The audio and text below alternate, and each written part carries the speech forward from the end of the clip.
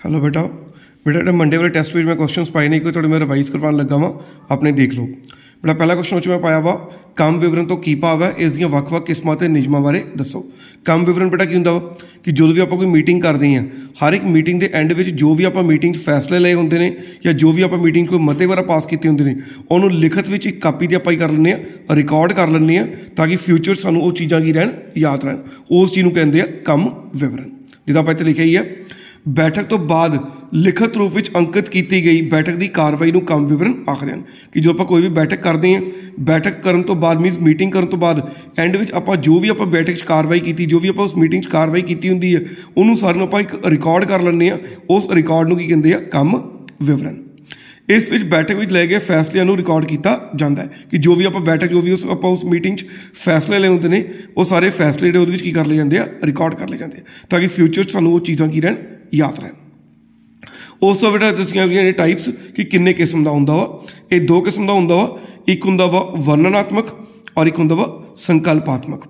वर्णनात्मक मतलब वर्णन का मतलब की होंदा डिटेल कि जिस कार्य विवरण जिस काम विवरण विच आपां सारी डिटेल नोट करते हैं एक एक चीज़ की वो किहड़ा हो जांदा वा अपना वर्णनात्मक। जिदा च लिखा ही है इस प्रकार के काम विवरण विच बैठक विच हाज़र मैंबरां की संख्या गैर हाज़र मैंबरां दीयां अर्जियां ਅਤੇ पेश किए गए प्रस्तावों बारे विस्तारपूर्वक लिखा जाता है।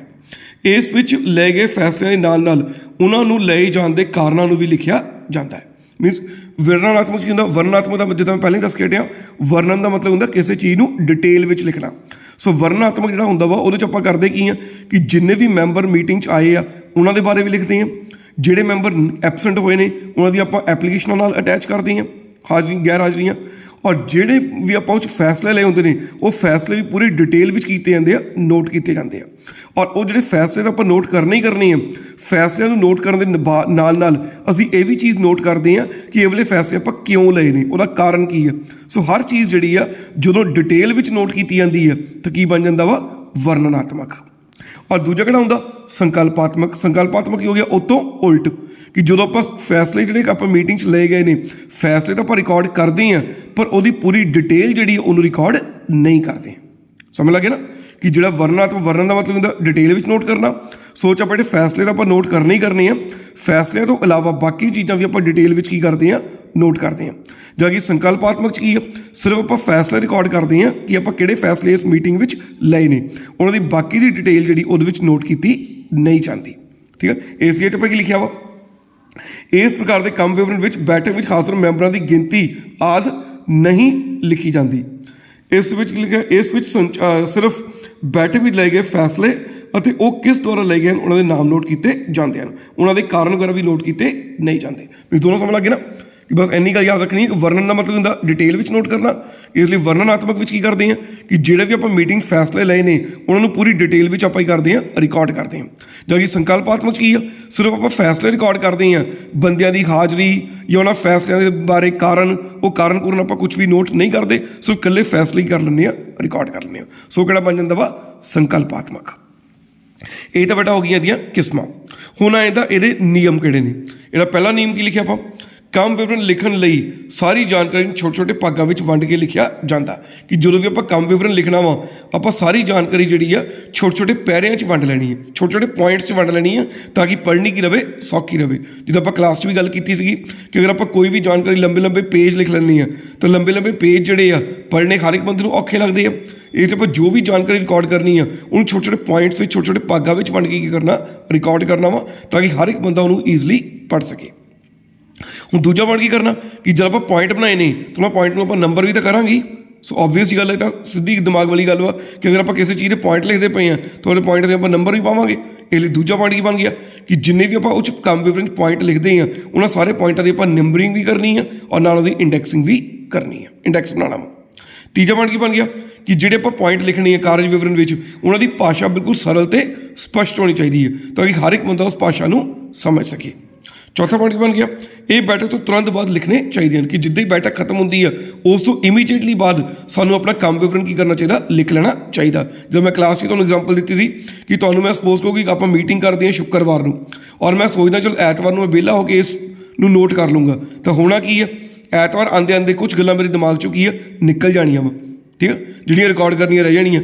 ਇਸ ਲਈ ਸਾਨੂੰ ਕੀ ਚਾਹੀਦਾ ਵਾ ਕਿ ਜਿੱਦਾਂ ਹੀ ਸਾਡੀ ਕੋਈ ਮੀਟਿੰਗ ਖਤਮ ਹੋਈ ਆ, ਮੀਟਿੰਗ ਖਤਮ ਹੋਣ ਤੋਂ ਇਮੀਡੀਏਟਲੀ ਬਾਅਦ ਸਾਨੂੰ ਕੰਮ ਵਿਵਰਣ ਕੀ ਕਰ ਲੈਣੇ ਚਾਹੀਦੇ ਆ, ਰਿਕਾਰਡ ਕਰ ਲੈਣੇ ਚਾਹੀਦੇ ਆ।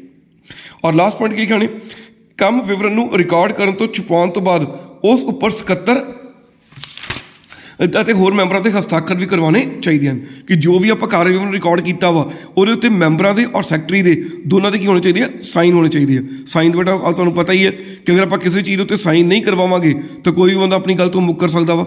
ਠੀਕ, ਇਸ ਲਈ ਜਦੋਂ ਵੀ ਆਪਾਂ ਮੀਟਿੰਗ 'ਚ ਕੋਈ ਵੀ ਕੰਮ ਵਿਵਰਣ ਤਿਆਰ ਕਰਦੇ ਹਾਂ, ਕੰਮ ਵਿਵਰਣ ਨੂੰ ਤਿਆਰ ਕਰਨ ਤੋਂ ਬਾਅਦ ਉਹਨੂੰ ਛਪਵਾ ਲੈਣਾ ਵਾ ਔਰ ਛਪਵਾਉਣ ਤੋਂ ਬਾਅਦ ਸੈਕਟਰੀ ਅਤੇ ਬਾਕੀ ਦੇ ਮੈਂਬਰ ਜਿਹੜੇ ਉਹਦੇ ਉੱਤੇ ਆਪਣੀ ਕਰੂਗੇ, ਸਾਈਨ ਕਰੂਗੇ।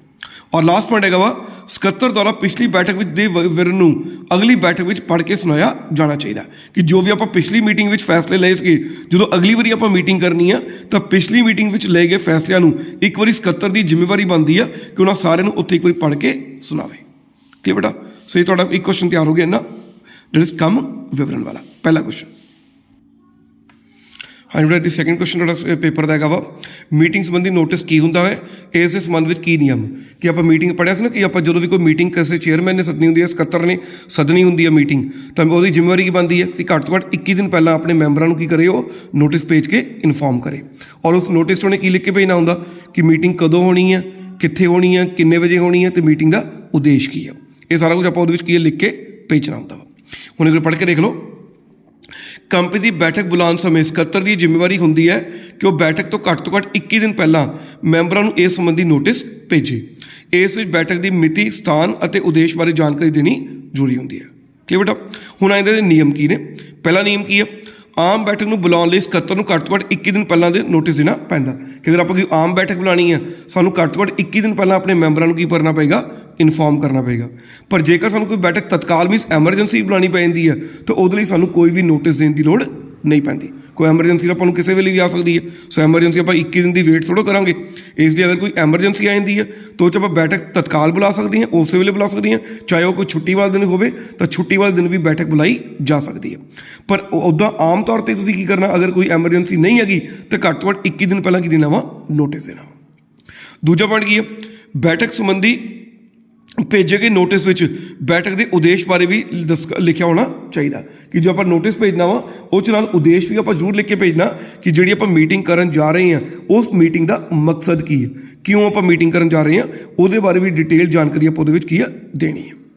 ਤੀਸਰਾ ਪੁਆਇੰਟ ਕੀ ਆਉਂਦਾ, ਜੇਕਰ ਬੈਠਕ ਦੇ ਸਕੱਤਰ ਮੈਂਬਰ, ਜੇਕਰ ਆਪਾਂ ਬੈਠਕ ਵਿੱਚ ਕੋਈ ਵੀ ਖਾਸ ਜਾਣਕਾਰੀ ਦੇਣੀ ਹੈ, ਉੱਦਾਂ ਹੁਣ 2 ਪੁਆਇੰਟ ਯਾਦ ਰੱਖਣੇ ਆ ਕਿ ਅਗਰ ਤਾਂ ਬੈਠਕ 'ਚ ਆਪਾਂ ਕੋਈ ਆਮ ਗੱਲ ਕਰਨੀ ਹੈ ਫਿਰ ਤਾਂ ਆਪਾਂ ਨੋਟਿਸ ਕਿੰਨੇ ਦਿਨ ਪਹਿਲਾਂ ਭੇਜਣਾ ਵਾ, 21 ਦਿਨ ਪਹਿਲਾਂ। ਪਰ ਅਗਰ ਅਸੀਂ ਮੀਟਿੰਗ ਕੋਈ ਖਾਸ ਜਾਣਕਾਰੀ ਦੇਣੀ ਹੈ ਤਾਂ ਉਸ ਕੇਸ ਤੁਹਾਨੂੰ ਮੀਟਿੰਗ ਜਿਹੜਾ ਹੈਗਾ ਉਹਦਾ ਨੋਟਿਸ 14 ਦਿਨ ਭੇਜਣਾ ਕੀ ਆ, ਜ਼ਰੂਰੀ ਹੈ। ਕਲੀਅਰ ਪੁਆਇੰਟ ਕਿ ਪਹਿਲੇ ਪੁਆਇੰਟ ਆਪਾਂ ਕੀ ਪੜ੍ਹਿਆ ਸੀਗਾ ਕਿ ਅਗਰ ਆਪਾਂ ਮੀਟਿੰਗ ਕੋਈ ਆਮ ਗੱਲਾਂ ਵਾਸਤੇ ਕਰਨੀ ਹੈ, ਠੀਕ ਹੈ, ਰੂਟੀਨ ਦੀਆਂ ਗੱਲਾਂ ਵਾਸਤੇ, ਤਾਂ ਨੋਟਿਸ ਆਪਾਂ ਕਿੰਨੇ ਦਿਨ ਪਹਿਲਾਂ ਭੇਜਣਾ ਵਾ, ਘੱਟ ਤੋਂ ਘੱਟ 21 ਦਿਨ ਪਹਿਲਾਂ। ਪਰ ਅਗਰ ਤੀਜੇ ਪੁਆਇੰਟ 'ਚ ਲਿਖਿਆ ਆਪਾਂ ਕਿ ਅਗਰ ਆਪਾਂ ਮੀਟਿੰਗ ਵਿੱਚ ਕੋਈ ਖਾਸ ਮੁੱਦੇ ਡਿਸਕਸ ਕਰਨੇ ਆ ਤਾਂ ਉਸ ਕੇਸ 'ਚ ਜਿਹੜਾ ਨੋਟਿਸ ਆ ਉਹ 14 ਦਿਨ ਪਹਿਲਾਂ ਭੇਜਣਾ ਕੀ ਹੈ, ਬਹੁਤ ਜ਼ਰੂਰੀ ਹੈ। 3 ਪੁਆਇੰਟ ਹੋ ਗਿਆ। ਚੌਥਾ ਪੁਆਇੰਟ ਕੀ ਰੱਖਣਾ ਕਿ ਜਿਹੜਾ ਆਪਾਂ ਨੋਟਿਸ ਭੇਜਣਾ ਵਾ ਉਹ ਨੋਟਿਸ ਕਿਹਦਾ ਭੇਜਣਾ, ਰਜਿਸਟਰਡ ਪੋਸਟ ਰਾਹੀਂ, ਮੀਨਸ ਰਜਿਸਟਰੀ ਕਰਾਉਣੀ ਹੈ। ਕੋਈ ਜਦੋਂ ਆਪਾਂ ਕਲਾਸ 'ਚ ਤੁਹਾਨੂੰ ਦੱਸਿਆ ਸੀਗਾ ਕਿ ਅਗਰ ਆਪਾਂ ਆਰਡੀਨਰੀ ਡਾਕ ਨਾਲ ਕੋਈ ਵੀ ਨੋਟਿਸ ਭੇਜਦੇ ਹਾਂ ਤਾਂ ਆਰਡੀਨਰੀ ਡਾਕ ਦਾ ਕੋਈ ਵੀ ਪ੍ਰੂਫ ਨਹੀਂ ਹੁੰਦਾ ਕਿ ਤੁਹਾਨੂੰ ਉਹ ਚਿੱਠੀ ਮਿਲੀ ਹੈ ਕਿ ਨਹੀਂ ਮਿਲੀ ਹੈ। ਪਰ ਅਗਰ ਆਪਾਂ ਰਜਿਸਟਰੀ ਨਾਲ ਭੇਜਦੇ ਹਾਂ, ਰਜਿਸਟਰਡ ਡਾਕ ਨਾਲ ਭੇਜਦੇ ਹਾਂ ਤਾਂ ਉਹਦਾ ਸਾਡੇ ਕੋਲ ਸਬੂਤ ਹੁੰਦਾ ਵਾ ਕਿ ਚਿੱਠੀ ਜਿਹੜੀ ਉਹ ਮੈਂਬਰਾਂ ਤੱਕ ਪਹੁੰਚੀ ਹੈ ਕਿ ਨਹੀਂ ਪਹੁੰਚੀ ਹੈ। ਇਸ ਲਈ ਆਪਾਂ ਜਿਹੜਾ ਨੋਟਿਸ ਭੇਜਣਾ ਵਾ ਉਹ ਕਿਹਨਾਂ ਭੇਜਣਾ ਵਾ, ਰਜਿਸਟਰਡ ਡਾਕ ਰਾਹੀਂ। ਸੋ 4 ਪੁਆਇੰਟ ਹੋ ਗਿਆ।